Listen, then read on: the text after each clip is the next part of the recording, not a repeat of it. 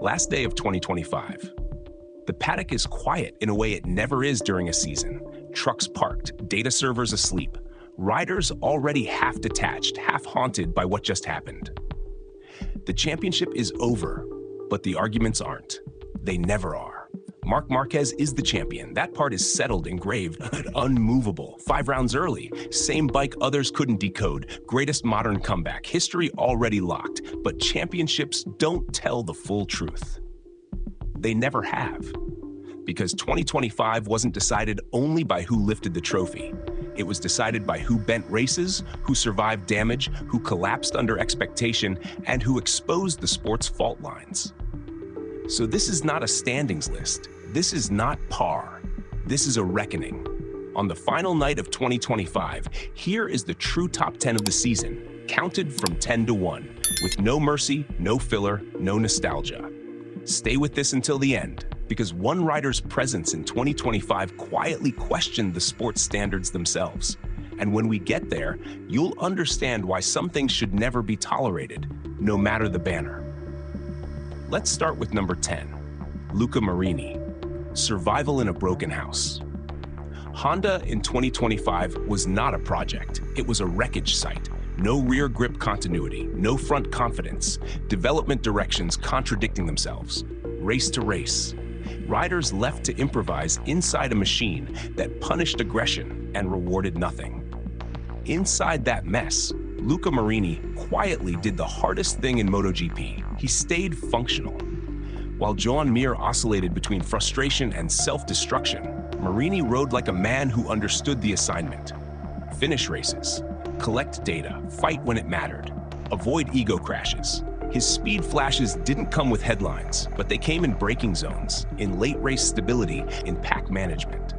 He didn't override the RC230V trying to prove he was fast. He accepted the limits and expanded them millimeter by millimeter. That doesn't sell posters, but it keeps careers alive. In a year where Honda broke riders mentally, Marini stayed upright long enough to matter. That earns 10th. Number 9th, Fabio Di Giannantonio, the podium firewall when Ducati feared something uncomfortable in 2025. It wasn't losing races, it was losing presence. Di Giannantonio became the firewall. Factory spec GP25, no drama, no politics, just showing up when podiums were at risk of slipping to rivals. He didn't rewrite weekends, he stabilized them. Whenever the factory narrative threatened to crack, Diggia was there with points, finishes, and quiet relevance. Not dominant, not invisible, precisely where Ducati needed him. That matters in a season defined by internal imbalance. 9th is correct. Number 8th, Fermin Aldeguer. Brutality without permission. Mandalika was the moment. 20 laps where the grid vanished behind him. No theatrics, no desperation, just cold execution and tire intelligence that embarrassed veterans. That win wasn't luck, it was statement violence. France showed his hunger, going toe-to-toe with Fabio Quartararo for a first podium. Aragon revealed straight-line courage against Morbidelli. Austria proved he could come from the back purely on racecraft and tire management. The problem was never Sundays, it was Saturdays. Qualifying kept turning Aldeguer into a hunter instead of an executioner. Until that changes, rankings punish him. But make no mistake, 2025 introduced a rider who doesn't wait for permission. 8th, with warning sirens attached. Number 7, Raul Fernandez. Growth without drama. Raul Fernandez finally became boring, and that's the compliment. No identity crises, no emotional detours, just steady backing of Bezzecchi, intelligent tire usage, and discipline across races where Aprilia needed both riders thinking instead of chasing miracles. Then Phillip Island arrived, a clean win, controlled, no chaos excuse, no weather alibi, just pace, judgment, and timing. Raul didn't explode in 2025, he solidified. 7th belongs to maturity.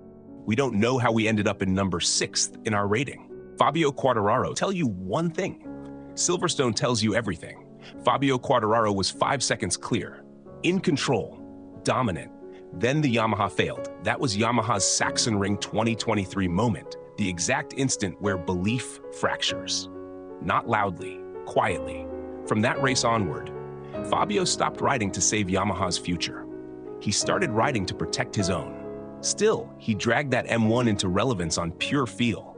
One-lap aggression, old-school intuition, a rider outperforming his machine so violently that it exposed the project's emptiness. Sixth, because results didn't come. Sixth, because reality doesn't reward martyrdom, but the grid knows what he did. Number 5, Pedro Acosta. Talent against physics. Pedro Acosta didn't lose races in 2025. The KTM did. Mid-race tire drop, rear degradation, heat sensitivity. Every Sunday followed the same cruel script: arrival, presence, fade, survival. And yet Acosta never disappeared. He adapted lines, changed entry styles, managed expectations. He rode like a future champion trapped inside a machine that refused to age with him. No wins, plenty of statements. Fifth, because his ceiling stayed intact even when results didn't. Number 4, Francesco Bagnaia. Shattered without being slow. This is the most misunderstood season of 2025. Pecco Bagnaia was not slow. He was unanchored. From day one, the GP25 robbed him of front feel. Marc adapted. Pecco tried to rebuild himself inside a bike that kept changing its language. He stayed third in the championship for most of the year through control and restraint. Then Japan happened. 5 times he pushed beyond the margin, 5 failures, not recklessness. Identity collapse. 5th in the standings, lowest points year since joining Ducati. Confidence eroded publicly, without the factory ever saying a word. 4th is not punishment. It's recognition that he fought something invisible and lost. Number 3, surprise, surprise. Alex Marquez, consistent, not commanding second in the championship. Facts don't change, but context matters. Alex Marquez rode a competitive GP24 while Ducati's development split around Marc. He stayed upright. He scored relentlessly. He earned his place, but dominance never followed. In the windows where Marc was compromised, Alex didn't seize authority. The results flattened. The narrative drifted. He was efficient. He was resilient. He was not controlling races psychologically. 3rd is fair. Anything higher would be dishonest. Number 2, he was red-hot form in recent races. Marco Bezzecchi, the late-season provocateur. Bezzecchi didn't fight Marc in Portimao or Valencia. Facts matter. Marc wasn't there to fight, but from Silverstone onward, Bezzecchi did something no one else managed. He changed the texture of races. Silverstone marked the ignition. From that point, Bezzecchi stopped waiting. He attacked phases, disrupted rhythm, forced engagement whenever Marc was present. 3 wins in the final 10 races. Aprilia's first back-to-back victories. A rider no longer riding like a project. He didn't beat Marc, but he forced respect. 2nd, because from mid-season onward, he was the only rider who looked like a genuine counter-narrative. And in our top 1, as you all know already, it's Marc Marquez. The king is back. This was not a comeback season. This was the comeback of the century, and not just in MotoGP. Marc Marquez didn't return to win races. Riders do that all the time. He returned after a half-decade of physical erosion, technical exile, public doubt, and institutional abandonment, and reclaimed authorship of an entire sport. Other comebacks rely on nostalgia. Marc's relied on reinvention. He didn't come back to the paddock he left. He walked into a grid younger, more data-driven, more compressed, and more unforgiving than any era he had previously dominated. Equalized performance windows, sprint races doubling exposure, no time to hide weakness, and he didn't ease in. He dominated a motorcycle others failed to unlock. The GP25 didn't flatter riders. It punished hesitation. It demanded adaptation at a cognitive level, not just physical bravery.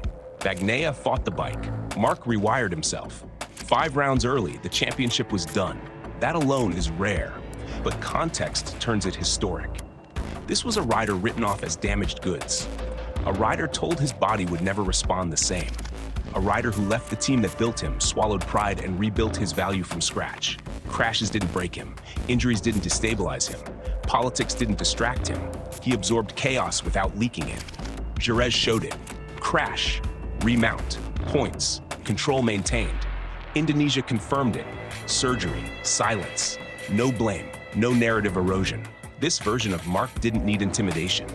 He didn't need emotional warfare. He didn't even need dominance every weekend. He needed inevitability.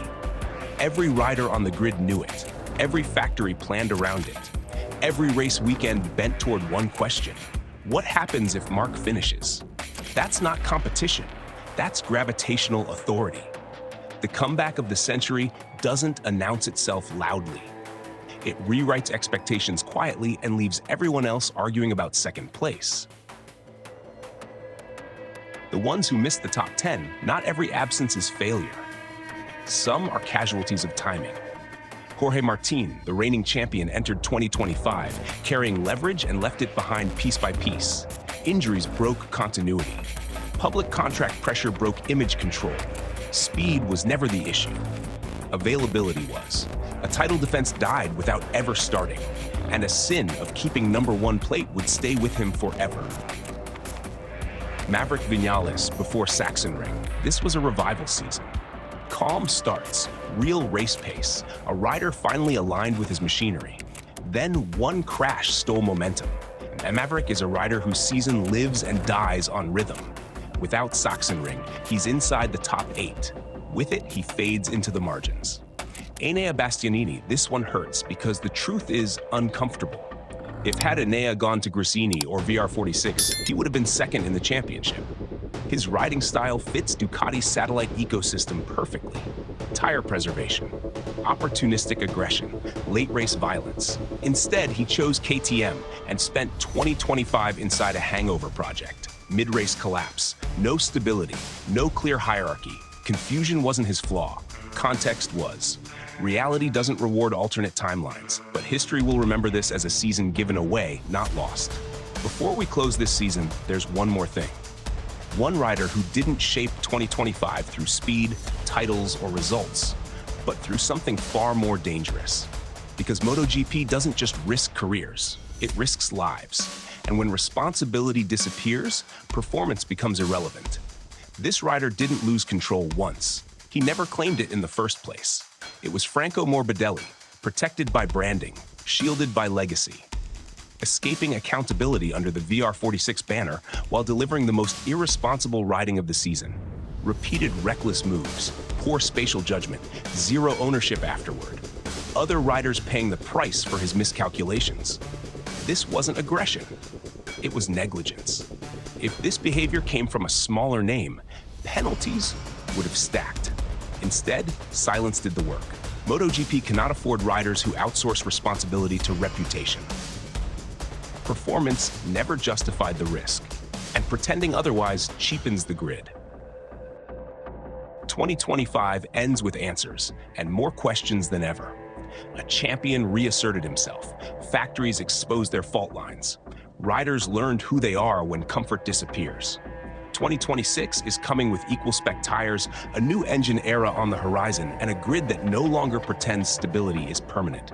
MotoGP 26 won't be polite, neither will we. If you think we missed someone, you can always leave a comment down, or you think we did mistake on Morbidelli, then leave it that way. 2026 will be his last presence on the grid. GP24 doesn't cover MotoGP. We document its wars. Subscribe and enlist.